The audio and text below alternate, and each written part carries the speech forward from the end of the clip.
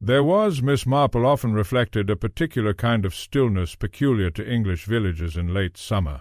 It was not silence exactly, for there were always sounds: the clink of teacups, the distant bark of a dog, bees moving lazily through lavender, and somewhere a lawn-mower protesting faintly against the heat, but beneath it all lay the comforting illusion that life proceeded according to familiar and harmless patterns. Marleycombe possessed that illusion in abundance. The village lay folded between green downs and narrow hedgerows in the county of Devon. Its grey cottages clustered about a square where an ancient lime tree leaned thoughtfully over the war memorial. Roses climbed everywhere. They trailed over stone walls, framed cottage windows, and burst extravagantly across the rectory garden in pinks and whites and deep velvety crimsons. Visitors often declared Marleycombe picturesque. Its inhabitants preferred to think of it as respectable. On the afternoon of the Rose Fête, the village looked particularly charming. White bunting fluttered from poles upon the green. Small tables stood beneath striped canvas awnings, groaning beneath sponge cakes, seed cakes, jars of gooseberry preserve, and alarming quantities of cucumber sandwiches. Elderly ladies in flowered hats presided over raffle tickets and penny games with expressions of militant cheerfulness. Children darted through the crowd sticky with jam and excitement. At precisely 3:30, Miss Jane Marple arrived at the fête carrying a folding chair and wearing a pale mauve shawl despite the warmth. "Now really, Aunt Jane," said her niece, Mrs. Diana Harmon, "you cannot possibly need a shawl today." "My dear," said Miss Marple placidly, "one never knows when a breeze may arise unexpectedly." That is the mistake poor Gladys Pritchard always made. She would insist upon sitting outdoors without sufficient woolens, and she invariably developed bronchitis by September.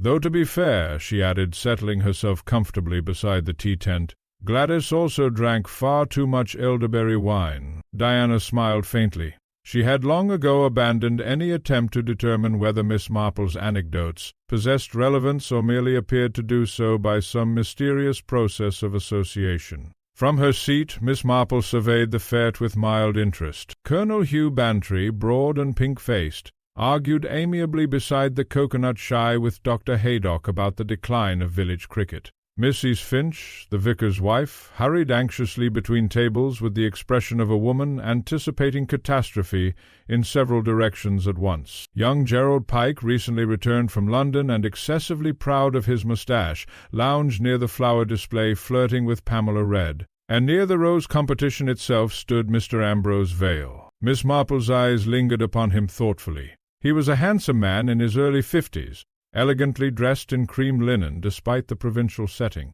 His silver hair and carefully measured smile gave him an air of theatrical distinction. Several villagers considered him sophisticated. Others considered him arrogant. Both judgments were probably correct. 3 years earlier, Ambrose Vale had purchased Rosebank Hall, the old estate overlooking Marleycombe. He had arrived with stories of business success abroad, vague mentions of Paris and Tangier, and an appreciation for rare roses that had rapidly transformed the Hall gardens into objects of local admiration. This year's fête honored his newest cultivation. The rose itself sat displayed beneath a small archway draped in white cloth. Its petals were an extraordinary smoky crimson darkening almost to black at the edges. A card beneath it read, "The Ashen Beauty, cultivated by Ambrose Vale." Villagers approached it continually with admiration and slight unease. "It's beautiful," Pamela Reed whispered. "It looks unlucky," replied Mrs. Giles immediately. "Flowers ought not to be that color." Miss Marple noticed Ambrose Vale hearing the remark. A flicker passed briefly across his face, irritation perhaps, or amusement before his charming expression returned. "Superstition," he said lightly. "The English are wonderfully devoted to it." "You must admit," said Diana quietly to Miss Marple, "it does rather resemble something burnt." "Yes," murmured Miss Marple. "Smoke, perhaps." At 4 o'clock the judging commenced. Sir Basil Torminster, retired magistrate and self-appointed authority on horticulture, stepped pompously toward the display table carrying a silver cup nearly as large as himself. A polite hush settled over the fête. "My friends," Sir Basil declared, "it is my honor to announce the winner of this year's Marleycombe Rose Exhibition." The scream interrupted him. It came sharply from behind the display tent. For one suspended instant nobody moved. Then chairs scraped violently backward. Voices rose. Several children began crying at once simply from instinctive alarm. Colonel Bantry strode toward the disturbance with military determination, while Mrs. Finch exclaimed repeatedly, "Dear God, dear God, dear God!" Miss Marple rose rather slowly. "There is never," she remarked softly, "any real preparation for unpleasantness." Behind the flower tent, partly concealed beside stacked wooden crates, lay the body of Ambrose Vale. He was sprawled awkwardly upon the grass, one hand clutching at his throat. His face had already darkened unpleasantly, and a thin foam marked the corner of his mouth. Near him, overturned upon the ground, lay a porcelain teacup. For several moments confusion reigned. Someone fetched Dr. Haydock. Someone else fainted. Mrs. Finch began ushering horrified children away while speaking in an unnaturally bright voice. Gerald. Pike insisted loudly that the man might still be alive, although it was immediately obvious he was not. Miss Marple stood slightly apart from the others. Her gaze rested not upon the body, but upon the trampled grass nearby. Then upon the teacup. Then upon the rose pinned neatly in Ambrose Vale's buttonhole. Dr. Haydock rose grimly after examination. "He's dead," he said shortly. A murmur spread through the gathering like wind through leaves. "Heart attack? No, surely not. What happened?" Dr. Haydock picked up the teacup carefully with a handkerchief. "I should say poisoning." The word changed everything. One could feel it happen. The ferret ceased to be an unfortunate scene of sudden illness, and became something darker, sharper, infinitely more exciting and terrible. Faces altered subtly. Voices dropped. Eyes began measuring one another. Poisoning. In villages, Miss Marple knew, murder spread through conversation like ink through water. Already theories were beginning. It must have been accidental. But who would poison him? He was very rich, wasn't he? I always disliked the man. There was something peculiar about him. Miss Marple heard all this while observing Mrs. Elspeth Grove. Mrs. Grove stood perfectly still near the tent entrance, her gloved hands clasped tightly together. She was a handsome woman, perhaps 10 years younger than the dead man, with dark chestnut hair and an expression of rigid self-command. She had once been engaged to Ambrose Vale. The engagement had ended abruptly the previous winter. In villages such matters were never forgotten. Colonel Bantry approached Miss Marple heavily. "Nasty business," he muttered. "Police are sending over from Much Benham." "Yes," said Miss Marple. "You noticed anything?" Miss Marple considered. "Only something very small," she said. "What sort of thing?" "Well," said Miss Marple, "Mr. Vale did not strike me as a careless man." "No?" "And yet," said Miss Marple gently, "he drank tea from the wrong cup." The colonel blinked. Before he could question her further, Inspector Graves arrived. He was a square-faced man with efficient movements, and the unfortunate habit of speaking too loudly in delicate situations. After a brisk examination of the scene, he began questioning witnesses with visible satisfaction. Inspector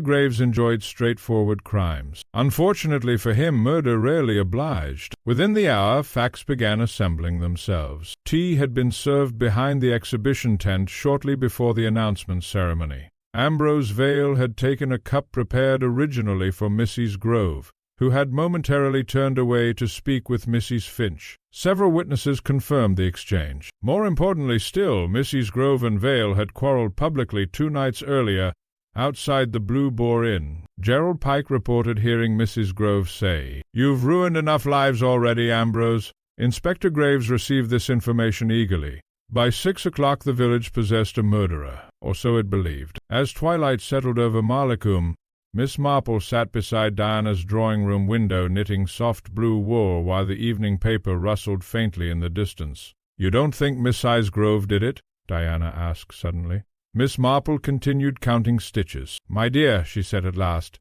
"people often imagine poisoners dramatic creatures driven by passion. But poisoning is generally a very domestic crime. Quiet, habitual, rather like pruning roses." Diana stared. "That sounds dreadful." "Yes," said Miss Marple mildly. "Human nature usually is." Outside, dusk gathered over the peaceful village, and somewhere in Marleycombe, hidden behind curtains and respectable smiles, a murderer waited very calmly indeed. By the following morning Marleycombe had divided itself neatly into 3 categories. Those who believed absolutely in Mrs. Grove's guilt, those who believed absolutely in her innocence, and those who professed loudly to withhold judgment while repeating every damaging rumor available. The village post office became the natural headquarters of all three factions. Miss Marple, arriving shortly before 11 to purchase stamps, found the establishment vibrating faintly with restrained excitement. Mrs. Weatherby behind the counter had the flushed, solemn look of a woman bearing up heroically beneath the strain of possessing too much information. "Good morning, Miss Marple," she said. "Terrible business." "Yes, indeed," said Miss Marple. "Mrs." Weatherby lowered her voice at once. "They say the poison was arsenic." "Do they? And that poor Mrs. Grove has not slept all night?" "No. She looked dreadful when Inspector Graves came to Rosebank Hall this morning." Mrs. Weatherby paused delicately. "Though of course nervous people often do." Miss Marple selected her stamps thoughtfully. "Yes," she agreed. "And sometimes guilty people appear remarkably calm. One recalls poor Mrs. Trench from Little Havers. After poisoning her husband, she won second prize for marmalade at the Women's Institute only 2 days later. Extraordinary self-command."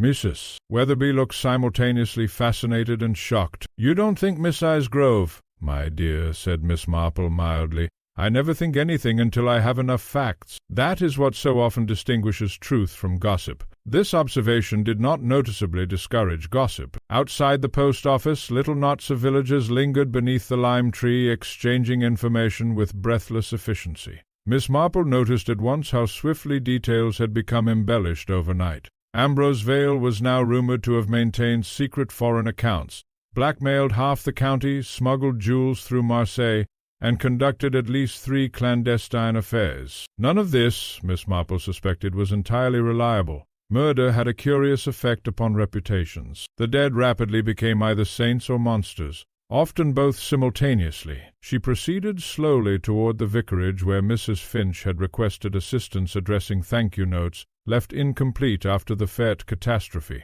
Halfway there she encountered Dr. Haydock emerging from his motor car. "Ah, Miss Marple," he said grimly. "I suppose you've heard the latest." "Only fragments. Inspector Graves has confirmed arsenic." "Indeed?" "Enough in the tea to kill a man within minutes." The doctor hesitated. "And apparently the poison was placed only in the cup intended for Mrs. Grove." Miss Marple adjusted her gloves carefully. "How unfortunate." Haydock gave her a sharp look. "You sound unconvinced." "My dear doctor," said Miss Marple gently, "human beings are so seldom logical when committing crimes. That is why police officers frequently make mistakes. They expect consistency where emotion generally produces confusion.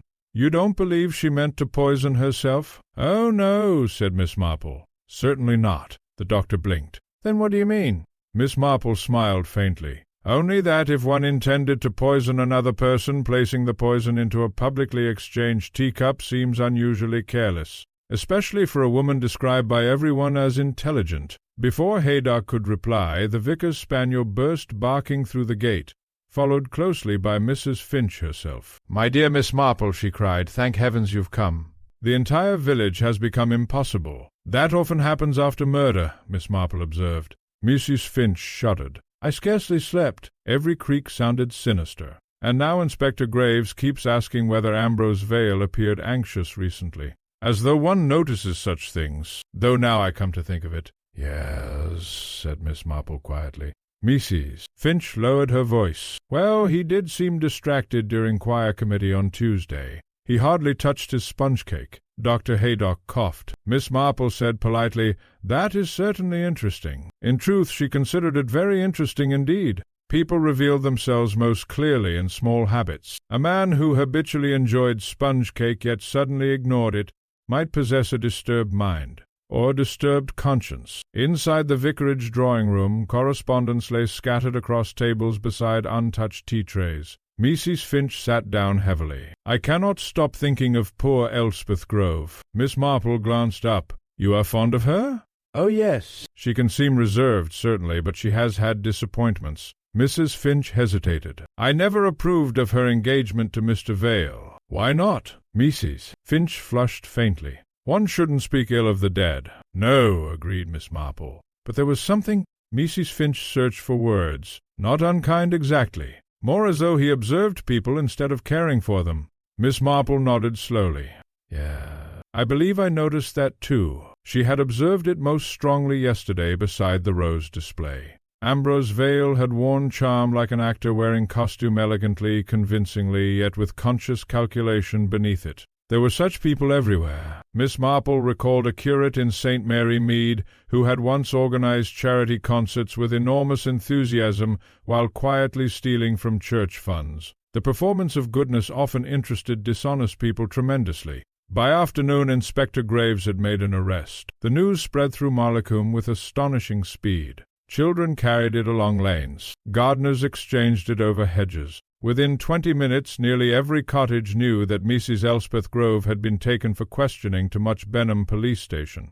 Miss Marple heard the announcement while taking tea with Diana. "How dreadful," Diana whispered. Colonel Bantry, who had arrived in great excitement, snorted heavily. "Open and shut case, if you ask Graves. Public quarrel, poisoned cup, broken engagement, enough to satisfy any jury." Miss Marple buttered toast delicately. "Appearances," she murmured, "are frequently designed to satisfy." The colonel frowned. "You still think something's wrong?" "My dear Colonel, nearly everything is wrong." He laughed unexpectedly. "That sounds more like your village philosophy than criminal detection." "But they are the same thing," said Miss Marple. She leaned back quietly. "What interests me particularly is this. Everyone assumes Grove remained the intended victim merely because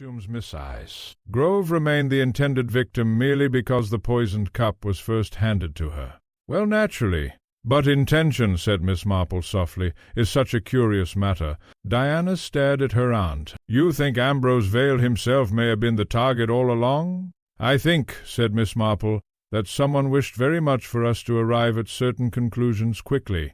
At that moment the maid entered carrying a note. "For you, Miss Marple." The handwriting was unfamiliar, angular, and hurried. Miss Marple opened it carefully. The message inside contained only one sentence: "Ask about the greenhouse fire." No signature accompanied it. For perhaps 3 seconds Miss Marple's expression altered very slightly. Then she folded the note neatly into a handbag. "Well," she said pleasantly, reaching for another piece of toast, "that is most interesting." The colonel leaned forward immediately. "What is?" "Oh, merely a reminder," said Miss Marple, "that roses are delicate things." That evening rain began falling softly over Marleycombe. Lights glowed warmly behind curtained windows, while villagers discussed murder beside their supper tables with guilty enjoyment. Mrs. Grove sat alone in a police interview room. Inspector Graves prepared his conclusions with growing confidence. And at Rosebank Hall, where the gardens darkened beneath steady rain, something moved quietly inside the glass greenhouse overlooking the terraces. Something alive. Or someone. Rain continued through the night and into the following morning,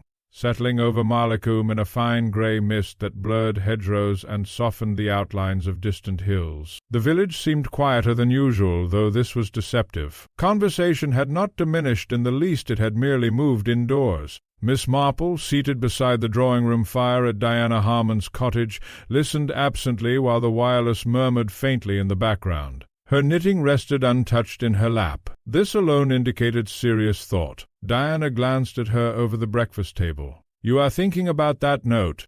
Do you suppose it was sent by someone frightened?" "Possibly." Miss Marple adjusted her spectacles. "Or by someone wishing to direct attention conveniently elsewhere. Anonymous messages generally arise from either fear or manipulation. Sometimes both." Diana hesitated. "You truly mean to investigate the greenhouse?" "My dear," said Miss Marple mildly, "when somebody anonymously requests inquiry into a greenhouse fire immediately after a poisoning, one can scarcely devote oneself entirely to embroidery." At 10:30 she set out for Rosebank Hall. The rain had diminished to drifting drizzle by the time she reached the estate gates. Rosebank Hall stood upon a low rise above the village, a broad Georgian house of pale stone partially concealed by yew hedges and cedar trees. Even beneath gloomy skies its gardens remained strikingly beautiful. Or perhaps beautiful was not precisely the word. They possessed design rather than warmth. Every path curved with studied precision. Every rosebed appeared calculated for effect. Deep crimson blooms clustered beside white gravel walks like carefully arranged drops of blood. Miss Marple noticed such things. The gardener admitted her reluctantly after she introduced herself. Mr. Ellis was a narrow, stooped man with weathered hands and suspicious eyes. He smelled strongly of damp soil and tobacco. "Police already searched about everywhere," he muttered while leading her through the terrace garden. "Can't see what more there is to say." "I rarely can at first," Miss Marple replied cheerfully. That is why one continues." He looked at her uncertainly. The greenhouse stood apart from the main garden beyond a line of clipped hedges. It was large and old-fashioned, built of iron and glass with brick foundations darkened by rain and age. Several upper panes remained cracked and blackened. Miss Marple paused before entering. "Yes," she murmured softly. "One can still smell it." The faint odor of smoke lingered beneath the damp earth and roses. "When was the fire?" she asked. 3 months ago." "And serious?" "Could have been worse. Started late evening. Burned one side proper before we got it out." Miss Marple stepped slowly inside. The interior was warm despite the weather. Moisture gleamed upon glass panes overhead. Rows of exotic plants crowded narrow aisles beside tables laden with gardening tools and terracotta pots. One entire section of shelving had clearly been replaced recently. "Electrical fault?" asked Miss Marple. "That's what was said." "But you disagree." The gardener glanced at her sharply. "Well, didn't seem right to me." "No?" "Mister." Vale was furious afterward. Not frightened, furious. Kept asking whether anyone had been inside earlier. Miss Marple examined a cluster of pale roses thoughtfully. "Did anyone have reason to dislike him?" Mr. Ellis barked a short laugh. "Half the county disliked him, but dislike is not the same as murder." "No," admitted Ellis reluctantly. "Still—" "What sort of arguments?" The gardener hesitated visibly. Miss Marple waited patiently. Silence often encouraged confidence far better than questions. Finally he said, "Miss Grove and him quarreled badly after the fire." "About the greenhouse?" "I heard shouting from the terrace. She said she was done protecting him." Miss Marple's eyes lifted quietly. "Protecting him from what?" Ellis shook his head. "Couldn't hear the rest." Before Miss Marple could continue, footsteps sounded behind them. Inspector Graves entered the greenhouse with the expression of a man already irritated by what he expected to find. "Miss Marple," he said heavily. "I might have guessed." "How nice," said Miss Marple. The inspector removed rain from his coat irritably. "I understand you've taken an interest in my investigation." "My dear Inspector, murder naturally interests everyone. This isn't a village guessing game." "No," agreed Miss Marple. "It is generally much sadder." Graves ignored this. "Mrs. Grove remains our primary suspect. We've discovered arsenic among her late father's possessions. How convenient." The inspector frowned. "You object?" "Not at all. Convenience merely strikes me as uncommon in genuine life. One associates it more often with badly written novels." Ellis coughed abruptly into his sleeve, possibly concealing amusement. Graves flushed slightly. "You seem determined to complicate matters." Miss Marple smiled pleasantly. "Human beings do that naturally enough." She moved toward the damaged shelving. "Tell me, Inspector, did anyone examine the cause of the greenhouse fire thoroughly?" "We looked into it." "And?" "Faulty wiring." Miss Marple touched blackened wood gently with gloved fingers. "Curious." "What is?" "Well," she said softly, "the fire appears to have begun very low to the ground." Graves stared. "So?" "Electrical fires seldom begin near floor level unless wiring itself runs unusually low, though perhaps it did here." Ellis shifted uneasily. "No wiring there," he muttered. For the first time the inspector looked uncertain. Miss Marple continued mildly, "And of course there is another small point." "What point?" "The smell." Graves blinked. "What smell?" "Petrol," said Miss Marple. The gardener looked startled. "Yes," he admitted slowly. "There was something of it after the blaze." Inspector Graves frowned harder. "You're suggesting arson?" "I rarely suggest anything," said Miss Marple. "I merely notice." The inspector stared around the greenhouse with renewed irritation, as though personally offended by the possibility that facts had developed without consulting him. At that moment a young maid appeared breathlessly at the greenhouse entrance. Inspector Graves telephoned from the station. He muttered something inaudible and departed at once. Silence settled again beneath the dripping glass roof. Miss Marple wandered slowly toward a work table near the rear wall. Several gardening catalogues lay stacked untidily beside seed trays. Among them sat a silver cigarette case. Miss Marple picked it up carefully. Initials were engraved upon the lid. Initials were engraved upon the lid. But it was not the case itself that interested her. Inside rested 3 cigarette ends. Each had been smoked only halfway. Miss Marple examined them thoughtfully. "Mr. Vale smoked heavily?" she asked. Ellis shook his head. "Only when upset." She replaced the case gently. Then her eyes moved toward the floor beside the table. Something tiny glittered near the leg of a broken stool. Miss Marple bent slowly despite protesting joints and picked it up. A cuff-link, decorated with a small black enamel rose. For perhaps 10 seconds she said nothing at all. "How interesting," murmured Miss Marple. "Something wrong?"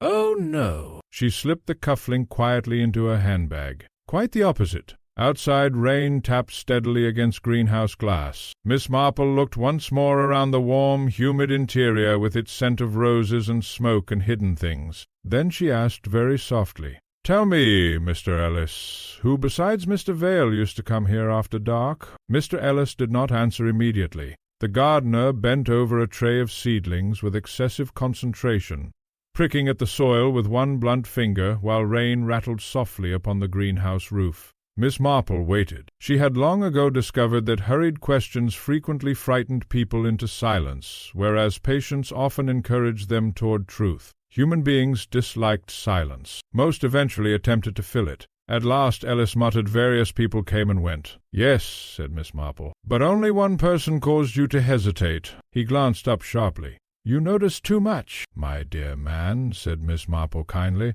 "that is merely another way of saying I am old." To her surprise he gave a reluctant grin. Then his expression darkened once more. "Mr. Gerald Pike came here often." "The young man with the moustache?" Ellis nodded sourly. "Thought himself clever. Always hanging about after dinner with Mr. Vale. Drinking, smoking, talking private-like." Miss Marple reflected. Gerald Pike had returned recently from London after several unsuccessful business ventures and a somewhat mysterious period abroad. He possessed agreeable manners, fashionable ties, and the restless confidence of a man perpetually pretending prosperity. "Did Miss Grove approve?" asked Miss Marple. Alice snorted. She hated Pike. "Openly?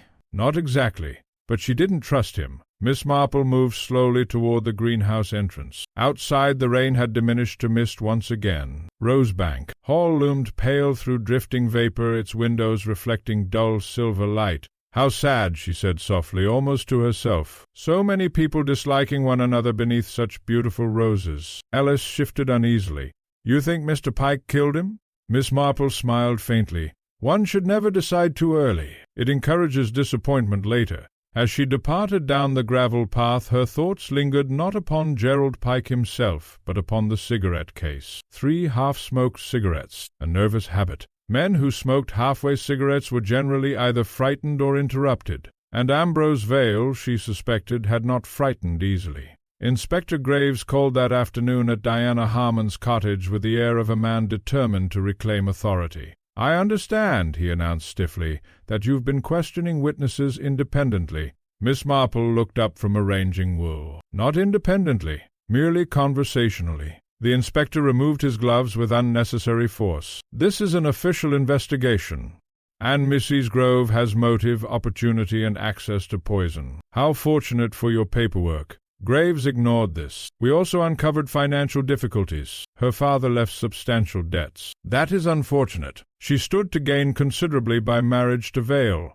Miss Marple folded a pale blue stocking neatly. "And yet she broke the engagement." The inspector frowned. "People quarrel." "Yes," said Miss Marple mildly. "But impoverished women do not usually abandon wealthy fiancés without reason. Not sensible ones." Graves paced irritably toward the window. "You dislike my conclusions." "Oh, no," said Miss Marple. "I merely think them premature." The inspector turned abruptly. "What exactly troubles you?" Miss Marple considered him with gentle seriousness. "Inspector, have you ever noticed how frequently murder resembles village life? That makes no sense, but it does." Her voice remained soft. "People imagine murder dramatic because it ends in death. Yet the causes are almost always ordinary things: jealousy, money, humiliation, fear. Very small emotions cultivated quietly over time, rather like mildew." Graves stared. "And your solution lacks the right sort of feeling." He blinked. "That's not evidence." "No," agreed Miss Marple, "but it is often the beginning of it." Before the inspector could reply, Diana entered carrying fresh tea. Graves accepted a cup distractedly. Miss Marple's eyes moved immediately toward it, then toward the tray, then toward the inspector himself. A peculiar little silence followed. Diana noticed first. "Aunt Jane?" Miss Marple looked almost apologetic. "My dear Inspector, would you mind exchanging cups with me?" Graves stared. "Whatever for?" "Oh, merely an old habit." He handed her his cup reluctantly. Miss Marple took a careful sip. Then she smiled. "Thank you. Quite satisfactory." The inspector's irritation deepened visibly. "You suspect poisoning everywhere now?" "Not everywhere," said Miss Marple pleasantly. "Only where poison has already appeared once." After he departed, Diana exclaimed, "You frightened him dreadfully." "My dear, Inspector Graves is not frightened, only annoyed. But why exchange cups?" Miss Marple settled back comfortably. "Because people develop habits unconsciously. Yesterday Ambrose Vale exchanged cups without hesitation. Most men do not." Diana looked puzzled. "What does that mean?" "It means," said Miss Marple softly, "that he had done such things before. That evening Marleycombe gathered eagerly at the Blue Boar Inn. Rain and murder combined naturally to encourage indoor company, and by 8 o'clock the public room overflowed with villagers pretending not to discuss crime while discussing nothing else. Gerald Pike occupied the center of attention near the fireplace. He lounged elegantly with whiskey in hand, recounting the Fête tragedy to listeners who had already heard it twice. "I knew immediately something was wrong," he declared dramatically. Vale looked ghastly. Mrs. Giles leaned forward avidly. "And Mrs. Grove?" Pike hesitated fractionally. She seemed shocked. "Only shocked?" "Well—" "If you ask me, she'd been under terrible strain." Several heads nodded knowingly. At a nearby table Colonel Bantry muttered into his ale, "Young puppy enjoys this far too much." Miss Marple, seated quietly beside the fire with knitting in hand, appeared not to listen. In reality she observed Gerald Pike very closely indeed. Charm, she reflected, was among the most dangerous human qualities, particularly when combined with desperation. Pike laughed easily, touched people lightly while speaking remembered names, and displayed sympathy with polished precision. Women trusted him because he appeared attentive. Men trusted him because he appeared confident. Miss Marple had encountered such personalities before, usually shortly before scandal. As the evening progressed, Pike crossed toward Miss Marple's corner carrying his drink. "Miss Marple," he said warmly, "you're looking thoughtful." "At my age," said Miss Marple, "one accumulates thoughts whether one wishes to or not." He laughed. "I expect you've solved the whole mystery already." "Oh, dear, no." Though mysteries are seldom as mysterious as people imagine. Pike sat opposite her casually. "Poor Elspeth," he said, shaking his head. "I cannot believe she's mixed up in this. You were close friends?" "Oh, yeah." "We all were, at Rosebank." He smiled faintly. "Though Vale could be difficult." "In what way?" He smiled faintly. "Though Vale could be difficult." "In what way?" Pike swirled whiskey thoughtfully. "He liked control." Miss Marple nodded. "I think perhaps he did. He made enemies easily." "Did he make one of you?" For the briefest instant Gerald Pike's expression changed, not dramatically, only a tightening about the eyes. Then the charming smile returned. "My dear Miss Marple," he said lightly, "in villages everyone becomes everyone else's enemy eventually." "Quite true," agreed Miss Marple. Her gaze dropped suddenly toward his cuffs. Gold cufflinks gleamed beneath the lamplight. Simple gold, without black enamel roses. Gerald Pike followed her glance instinctively, and in that instant, tiny, fleeting, but unmistakable, he became afraid. Miss Marple saw it at once. Fear was often quicker than guilt. Interesting, she thought. Very interesting indeed. The weather cleared suddenly the next morning. After 3 days of rain, the sky above Marleycombe emerged pale blue and washed clean, while sunlight lingered upon wet hedgerows and turned spiderwebs into silver lace. Villagers stepped outdoors with expressions of cautious optimism, as though uncertain whether either the sunshine or the peace of ordinary life could really be trusted any more. Miss Marple spent the morning in the Harmons' garden trimming dead roses. Gardening, she always maintained, sharpened the mind wonderfully. One learned patience, observation, and the unfortunate persistence of unpleasant growths. Diana, carrying a basket of cuttings, glanced toward her aunt. "You have been thinking about Gerald Pike. You suspect him?" "My dear, I suspect nearly everyone. It prevents disappointment. But you noticed something last night." Miss Marple snipped a faded bloom thoughtfully. "Fear of being discovered?" "Possibly." She paused. "Or fear that someone else may already know too much." Diana frowned. "I don't understand." "Nor do I entirely," admitted Miss Marple. "But people rarely become frightened without reason. Even foolish people." She dropped the rose into the basket. "And Mr. Pike is not foolish." That afternoon brought another development. Mrs. Elspeth Grove returned quietly to Marleycombe. Inspector Graves had not formally charged her, though she remained under suspicion pending further inquiry. The village received this news with mixed reactions. Some considered it scandalous that a possible murderer walked freely among them. Others viewed her with renewed sympathy. Nearly everyone watched her curtains. At 4 o'clock Miss Marple called upon her. Rosebank Hall felt altered already. The house possessed the curious emptiness that follows sudden death. Servants moved too softly. Doors closed carefully. Even the clock seemed reluctant to tick aloud. Mrs. Grove received Miss Marple in the morning-room overlooking the south terrace. She wore grey. Not morning black exactly, but a soft dove-grey dress that made her appear pale and tired. Her composure remained intact, yet Miss Marple observed signs of strain invisible perhaps to younger eyes. Sleeplessness about the mouth, tension in the hands, exhaustion hidden beneath discipline. "You are very kind to visit," Elspeth said quietly. "My dear," replied Miss Marple, settling herself comfortably, "villages become intolerable after tragedy. One must support one another against excessive sympathy." For the first time Mrs. Grove smiled faintly. "Yes," she admitted, "people have been dreadful." A maid brought tea. Miss Marple watched carefully while Elspeth poured. Her hands remained perfectly steady. Many innocent people shook violently after accusation. Many guilty people did not. Human nature, Miss Marple reflected, possessed very inconvenient inconsistencies. "You do not believe I poisoned Ambrose?" Elspeth said suddenly. It was not a question. Miss Marple met her gaze calmly. "No." A long silence followed. Outside the window, sunlight warmed the rose terraces where Ambrose Vale had walked only days before. Somewhere beyond the gardens a rook called harshly. Finally Elspeth said, "Why not?" Miss Marple folded her gloves neatly upon her lap. "Because you are angry."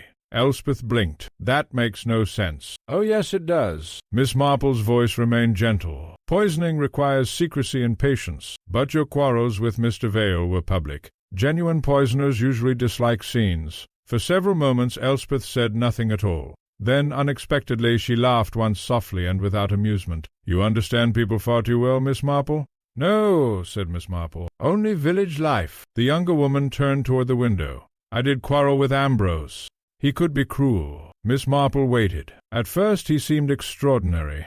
Elspeth spoke slowly now, as though choosing each word with care. "Charming, worldly, generous. Everyone admired him. But after a time—" She hesitated. "Yes?" One began feeling managed. Miss Marple nodded slightly. "Like one of his roses," Elspeth said bitterly. "Trimmed into shape." That, Miss Marple thought, sounded very true indeed. "And the greenhouse fire?" she asked quietly. Elspeth turned sharply. "Who told you about that?" "No one precisely." A flicker of uncertainty crossed the woman's face. "It was an accident." "Was it?" Another silence. Then Elspeth said very softly, "Ambrose believed someone was searching for something." Miss Marple's eyes sharpened almost invisibly. "Did he say what?" "No." "But you knew?"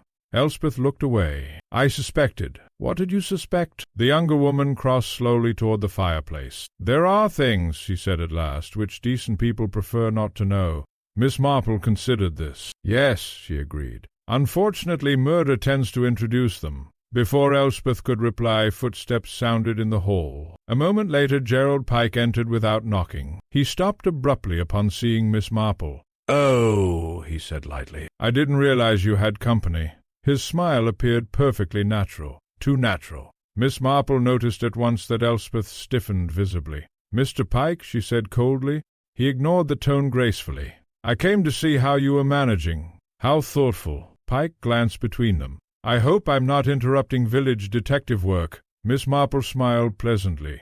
"My dear Mr. Pike, villages investigate naturally, like bees." He laughed, yet something restless lay beneath his manner today. His elegance appeared slightly forced, his movements too quick. Miss Marple noticed also that he carried gloves despite the warmth. "Curious. You've heard the latest gossip, I suppose," he said. "Apparently half Marleycombe now thinks Vale was mixed up in smuggling." "Do they?" said Miss Marple.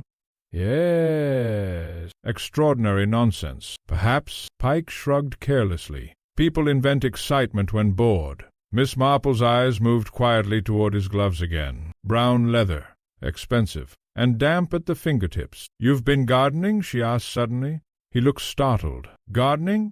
"The soil," said Miss Marple gently. For the briefest instant his composure slipped. Only slightly. but enough. He removed the gloves quickly.